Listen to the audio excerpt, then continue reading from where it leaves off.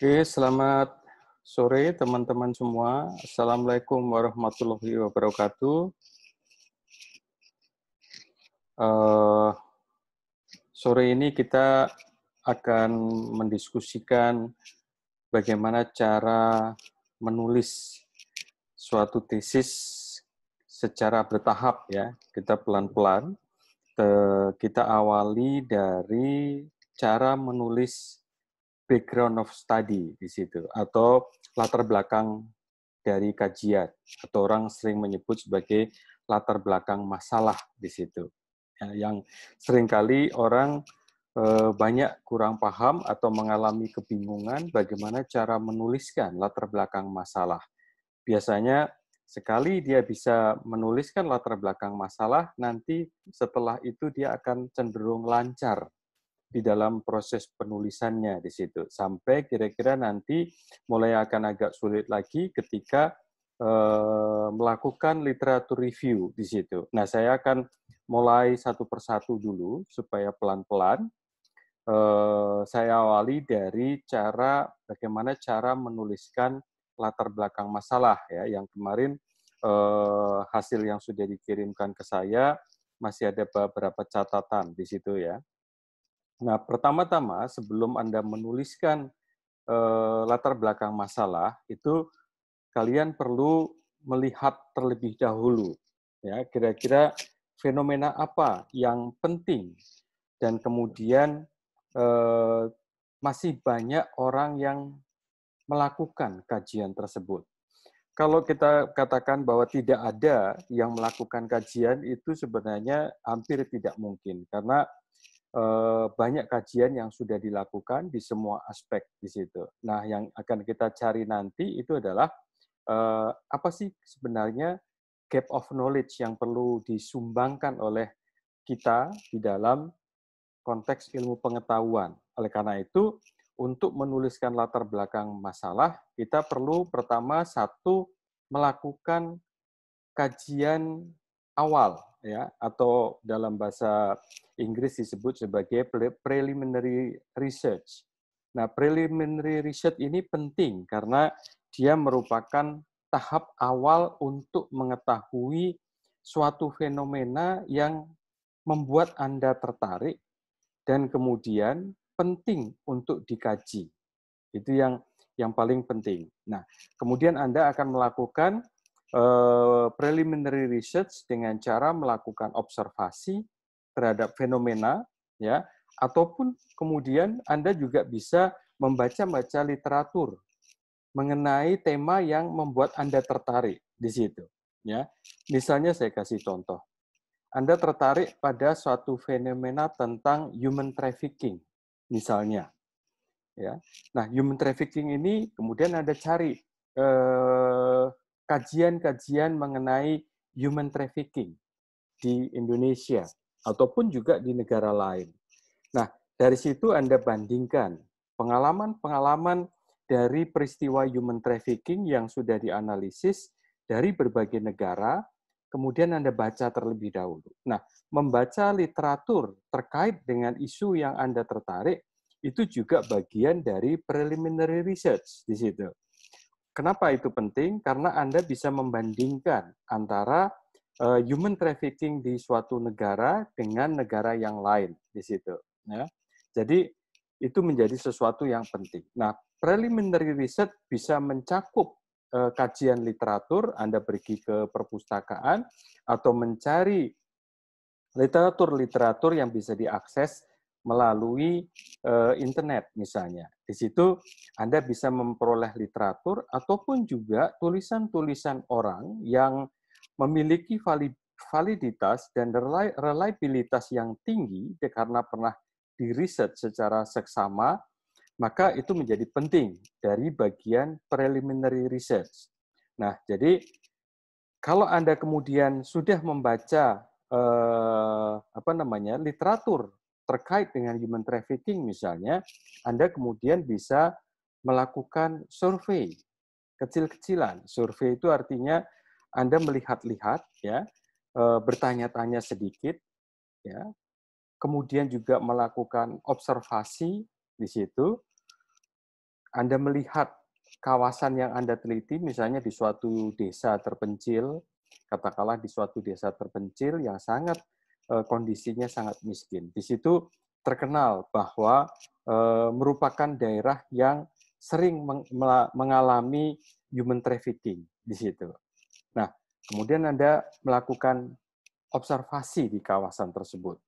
Kalau kita menyebut observasi, maka itu namanya Anda menggunakan panca indera Anda, terutama sekali mata, ya. Kemudian Anda juga bisa berbincang-bincang dengan orang-orang yang ada di kawasan tersebut mengenai isu-isu human trafficking. Kalau kita bertanya tentang human trafficking secara langsung, itu mungkin orang akan menghindar untuk menjawab. Oleh karena itu, Anda perlu tinggal beberapa waktu di daerah tersebut untuk mengetahui informasi-informasi tentang human trafficking tadi. Nah, Anda setelah kemudian mengenal beberapa orang, dimulailah Anda bertanya. Pertanyaannya tentu saja tidak langsung human trafficking, tetapi Anda bertanya tentang ada tidak orang yang bekerja di luar kawasan ini, apakah itu di luar negara ataupun di provinsi lain. Nah, kemudian Anda mulai mendalami persoalan-persoalan terkait dengan proses mobilitas horizontal dari desa tersebut ke negara lain ataupun ke provinsi lain untuk memperoleh pekerjaan. Di situ. Nah, kemudian Anda mulai bertanya, apakah itu kategorinya human trafficking atau tidak di situ. Nah, ketika Anda mulai melihat bahwa ada aspek human trafficking, tetapi Anda belum pasti apakah itu human trafficking, atau itu orang mencari kerja biasa saja, pergi ke luar provinsi, pergi ke luar negara. Nah, tentu saja ada bedanya pekerja migran dengan orang yang mengalami human trafficking. Nah, Anda kembali ke literatur, mencari literatur untuk menemukan pengertian apa yang disebut dengan human trafficking tadi. Nah, dan kemudian Anda juga mencari pengertian atau definisi dari pekerja migran. Di situ Anda membandingkan apa definisi dari human trafficking dan apa definisi dari pekerja migran di situ. Nah, setelah Anda menemukan definisinya secara pasti dari suatu literatur, jangan lupa Anda catat ya karena itu penting literaturnya apa, di halaman berapa, diterbitkan tahun berapa, pengarangnya siapa. Anda bisa menggunakan definisi tersebut ya untuk menjadi dasar dari apa yang akan nanti Anda uji sebagai human trafficking. Nah, kemudian definisi tersebut Anda gunakan, Anda kembali lagi melakukan observasi lapangan sebagai bagian dari preliminary studies untuk memperoleh informasi singkat mengenai human trafficking. Dan kemudian Anda mungkin ada di dalam kawasan tersebut, Anda menemukan dua hal secara berbeda. Yang satu memang pekerja migran, dan yang satu human trafficking. Di situ. Nah, biasanya kemudian Anda akan melihat bahwa bagaimana cara orang mengalami proses human trafficking, tetapi orang tersebut tidak menyadari bahwa itu human trafficking. Misalnya Anda menemukan itu. Nah, kemudian Anda melakukan pencarian pada kelompok pekerja migran di situ. Pekerja migran ini ternyata ada yang memang pekerja migran, tetapi ada juga yang ternyata dia tidak sadar bahwa dia sudah mengalami human trafficking oleh suatu agen tenaga kerja, tetapi dia tidak menyadari. Ketika ditempatkan di suatu negara, baru dia menyadari, loh, kenapa kok saya ditempatkan di sini? Padahal di dalam perjanjiannya, dia ditempatkan seharusnya tidak di situ, tetapi di suatu perusahaan. Tetapi kenapa ini bekerja di klub malam, misalnya begitu. Nah, itu artinya dia dijebak masuk ke dalam ruang yang tadi disebut sebagai human trafficking di situ ya. Nah, Anda mulai tuliskan kemudian isu-isu yang didapatkan dari hasil melakukan kajian awal atau preliminary research tadi itu. Jadi kemudian Anda gambarkan di dalam latar belakang masalah tadi itu sesuatu fenomena yang relatif besar terlebih dahulu, ya, sebagai gambaran besar, dan kemudian mengerucut, ya, sampai akhirnya fokus pada isu human trafficking di situ. Nah, itu tahap pertama, Anda melakukan preliminary studies. Jadi preliminary studies bisa studi pustaka ataupun studi dengan observasi ke lapangan di situ, ya. Itu dua hal yang perlu dilakukan ketika Anda melakukan atau menjalankan preliminary studies di situ. Kemudian yang kedua, tahap yang kedua, untuk memperkuat argumen Anda tentang isu tersebut, isu yang akan ditulis di dalam latar belakang masalah. Yang pertama, Anda harus membaca berbagai macam informasi terkait dengan human trafficking. Misalnya Anda tadi sudah menentukan bahwa daerah A ini sangat terkenal dengan human trafficking di situ. Nah, kemudian Anda cari berita-berita, surat kabar, dokumen-dokumen yang pernah dipublikasikan dari fase tahun tertentu, ambil misalnya 10 tahun terakhir, berita-berita yang sudah dipublish mengenai daerah A tadi itu, kemudian Anda baca 10 tahun terakhir berita tentang human trafficking dari daerah tersebut di situ. Jadi Anda mulai melakukan kajian dokumen untuk mendukung, dan ini masih bagian dari preliminary studies, tetapi Anda sudah mulai lebih dalam lagi, beranjak lebih dalam, ya. Nah, kemudian di sini Anda perlu mencatat semua yang sudah Anda baca dan semua yang sudah Anda observasi. Baik itu Anda baca dari jurnal, buku, ataupun surat kabar ataupun majalah yang membahas tentang human trafficking, misalnya di situ, ya. Nah, Anda bisa kemudian membuat catatan. Kalau buku Anda buat di dalam satu kartu tentang buku-buku yang bicara tentang human trafficking, dan Anda mulai bisa membuat satu catatan kecil di buku tersebut, ya. Jadi buku kecil tentang human trafficking yang dipublikasi oleh buku misalnya. Anda catat di situ, bukunya judulnya apa, pengarangnya siapa, diterbitkan tahun berapa, penerbitnya mana, itu semuanya ditulis lengkap. Dan kemudian Anda catat poin-poin penting dari buku tersebut, ya, yang bicara tentang human trafficking. Nah, kemudian Anda dapat jurnal. Nah, Anda punya buku catatan tentang jurnal yang sudah terbit dan membahas tentang human trafficking. Keuntungan dari membaca jurnal adalah dia lebih pendek daripada buku. Dan jurnal itu biasanya bagian dari hasil penelitian seseorang, ya, ketika kemudian sudah memperoleh informasi dan sudah bisa mengajukan semacam tesis utama untuk jurnal tersebut, itu dimasukkan ke dalam jurnal tersebut. Dan kemudian ketika dipublikasi, harapannya adalah orang akan merespon. Nah, respon orang dari jurnal-jurnal tersebut nanti akan diterbitkan di dalam jurnal-jurnal yang lain terkait dengan isu human trafficking misalnya. Nah, dari sini kemudian Anda catat di dalam buku tentang jurnal. Demikian juga dokumen-dokumen seperti surat kabar ataupun majalah yang memberitakan tentang human trafficking.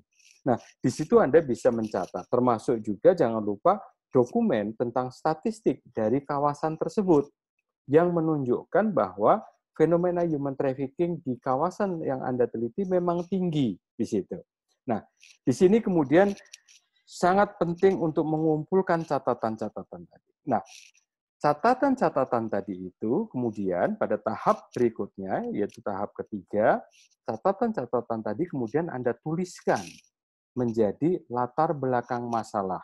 Nah, latar belakang masalah Anda awali dengan tentu saja suatu statement atau pernyataan yang Anda formulasikan di dalam paragraf pertama bahwa kajian ini membahas tentang human trafficking di daerah A, misalnya. Kajian ini penting dengan alasan Anda jelaskan, di situ alasannya mengapa. Dan setelah Anda menjelaskan alasannya, Anda bisa memperbandingkan dengan daerah-daerah lain yang menunjukkan bahwa kawasan A ini memang lebih tinggi dibandingkan kawasan yang lain pada isu human trafficking di situ. Bahkan Anda juga bisa membandingkan dengan negara lain di situ. Ya. Nah, setelah itu, setelah Anda makin mengerucut di situ, kemudian Anda masuk ke dalam paragraf-paragraf berikutnya sampai gitu. Ketika Anda menulis semua isu-isu yang muncul di situ, dan jangan lupa tadi sudah ada buku-buku yang Anda baca dan juga jurnal-jurnal yang Anda baca, itu bisa Anda gunakan untuk mendukung ya, informasi-informasi tentang human trafficking baik di suatu kawasan ataupun komparasi dengan negara lain. Itu bisa Anda masukkan di situ ya. Nah, kemudian di situ pada tahap ketiga Anda sudah mulai berpikir tentang problemnya di situ. Problem apa sih sebenarnya yang muncul dari isu yang Anda akan teliti itu di situ. Nah, Anda mudah mulai memikirkan tentang problemnya di situ. Sembari Anda memikirkan tentang problem, Anda harus membaca, apakah itu jurnal ataupun buku yang secara akademik memang membahas tentang isu tersebut. Dan yang paling penting adalah Anda juga membandingkan problem statement dari suatu hasil kajian yang sudah dibukukan ataupun yang ada di dalam jurnal di situ. Jadi di situ problem statement dari buku maupun jurnal perlu Anda lihat. Kenapa ini penting? Karena Anda juga perlu merumuskan suatu pertanyaan ya yang akan menjadi poin untuk mengkritisi tulisan-tulisan yang sudah terbit. Apakah itu terbit di jurnal ataupun terbit di buku di situ. Supaya apa? Supaya untuk menunjukkan kebaruan dari kajian Anda di situ. Nah, nah, jadi problem statement jangan langsung diturunkan, jangan langsung dituliskan terlebih dahulu, tapi Anda bandingkan dulu antara buku-buku yang Anda baca dan juga jurnal-jurnal hasil kajian yang Anda baca. Kemudian Anda bandingkan. Kira-kira problem apa sebenarnya yang belum dibahas atau belum banyak dibahas oleh orang-orang yang sudah mempublikasikan mengenai isu yang Anda teliti. Dalam contoh tadi adalah isu human trafficking di situ. Nah, kemudian setelah Anda menemukan satu permasalahan penting dari human trafficking yang berbeda dengan hasil kajian yang sudah dipublikasikan dalam bentuk buku ataupun jurnal, nah kemudian Anda ambil itu pertanyaan. Anda gunakan pertanyaan original Anda ya yang berbeda dengan kajian-kajian yang sudah ada. Nah, ambil itu dan kemudian Anda formulasikan di dalam latar belakang masalah dan kemudian di situ Anda sudah mulai menemukan apa yang nanti penting untuk dikaji di situ. Ya. Nah, dari latar belakang tadi itu, ketika Anda sudah mulai mengerucut pada problem penelitian atau masalah penelitian, ini sudah mendekati pada tahap akhir. Karena apa?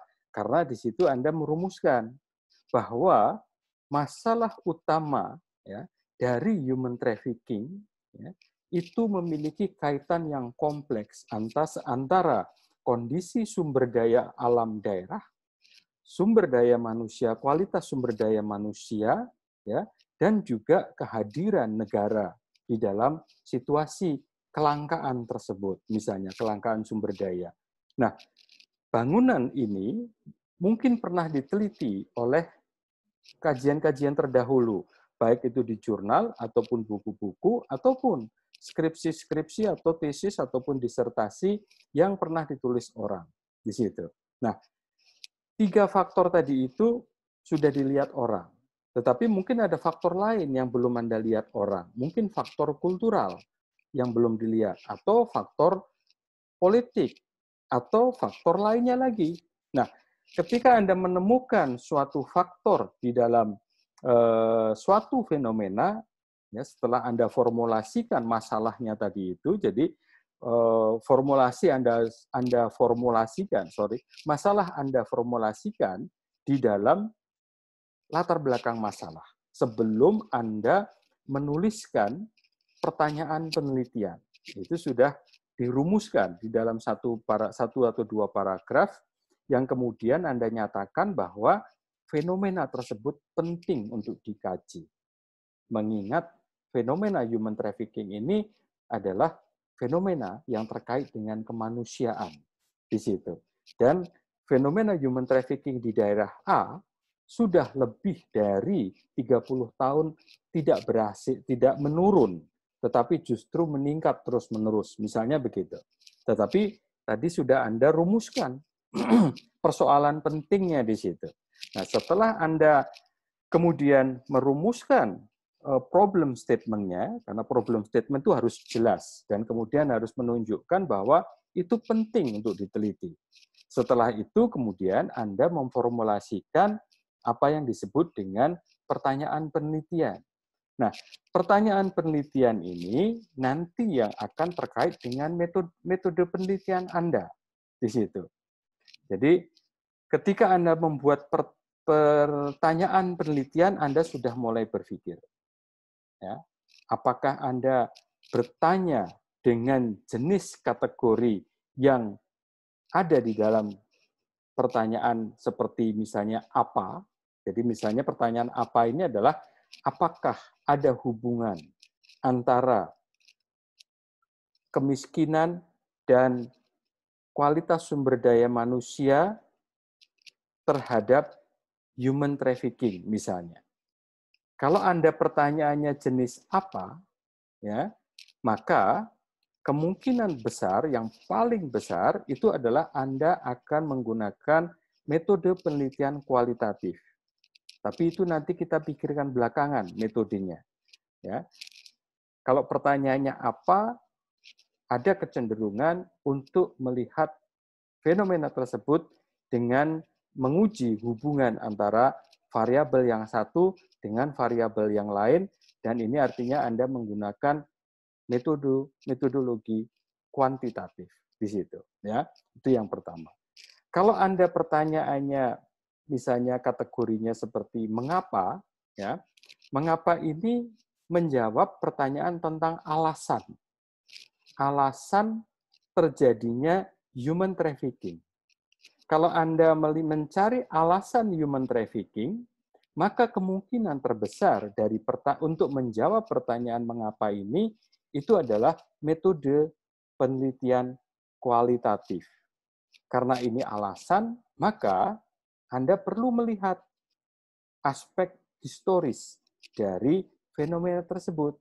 Karena suatu fenomena cenderung memiliki kaitan historis dari yang menjadi latar belakang dari fenomena tersebut. Ya, karena dia menjawab mengapa, maka Anda perlu penelitian kualitatif untuk menjawab alasan terjadinya atau munculnya fenomena human trafficking. Dan ini perlu Anda lihat secara historis. Kemudian jenis pertanyaan yang ketiga itu adalah bagaimana. Nah, pertanyaan bagaimana itu selalu menjelaskan tentang proses yang panjang. Kalau kita bicara tentang proses yang panjang, tentu saja aspek historis itu menjadi penting juga di situ. Karena dia merupakan satu proses. Dia bukan suatu momen pendek di sini yang hanya bisa dipotret secara sebagian. Karena kalau hanya memotret secara sebagian, maka keseluruhan dari proses tidak akan dapat dijawab. Oleh karena itu, pertanyaan bagaimana akan menjelaskan keseluruhan proses terjadinya human trafficking. Dan tentu saja, metode yang digunakan adalah metode kualitatif di situ. Ya. Meskipun kita menggunakan pertanyaan mengapa dan bagaimana di dalam penelitian kualitatif, tetap saja Anda pasti akan bertanya apa fenomenanya. Di mana kejadian dari fenomena tersebut? Siapa yang terlibat di dalam human trafficking? Siapa yang menjadi korban di dalam human trafficking? Siapa yang membawa korban ke negara lain atau ke provinsi lain di situ. Ya. Kemudian setelah di mana, apa, di mana, siapa, kapan itu terjadi. Ya, kalau kita bicara kapan itu terjadi, berarti termasuk pertanyaan berapa lama fenomena human trafficking ini sudah terjadi di kawasan A tersebut. Nah, setelah Anda membuat latar belakang masalah, kemudian mengerucut pada permasalahan yang akan dikaji, dan sekaligus Anda merumuskan pertanyaan penelitian, ya, Anda baca lagi dari awal sampai depan. Dari awal sampai belakang, sampai ke pertanyaan penelitian tadi di situ. Anda baca ulang, ya, apakah sudah Anda lengkapi dengan literatur yang Anda gunakan, sumber-sumber dokumen seperti surat kabar sudah Anda masukkan, apakah kutipannya sudah betul, dan tidak ada plagiat sama sekali, itu kemudian Anda baca lagi, apakah kemudian latar belakang tadi itu sudah mampu menjelaskan kepada orang lain tentang apa yang akan Anda teliti. Oleh karena itu, sangat baik jika Anda menulis latar belakang terlebih dahulu sampai permasalahan penelitian dan pertanyaan penelitian, kemudian Anda diskusikan dengan teman Anda. Karena pada dasarnya, kalau Anda menulis itu sendiri, biasanya sensitivitas Anda terhadap isi tulisan Anda itu menjadi berkurang kesensitifannya. Dan kalau itu dibaca oleh teman yang lain, ya lebih dari satu teman, tolong dibaca. Nanti kita bergantian, misalnya kita di sini punya teman-teman, ada 4 orang, itu bisa bergantian, saling menolong. Ini tolong dibaca dong, apa namanya, latar belakang saya sudah oke belum? Kalau ada yang belum oke, tolong dikomentari. Terus bergantian seperti itu, saling membantu. Karena pada dasarnya suatu karya, ya, itu tidak pernah merupakan murni karya sendiri. Begitu dulu teman-teman semua, selamat bekerja, selamat berjuang, dan jangan lupa jaga kesehatan. Ya. Terima kasih semuanya. Assalamualaikum warahmatullahi wabarakatuh.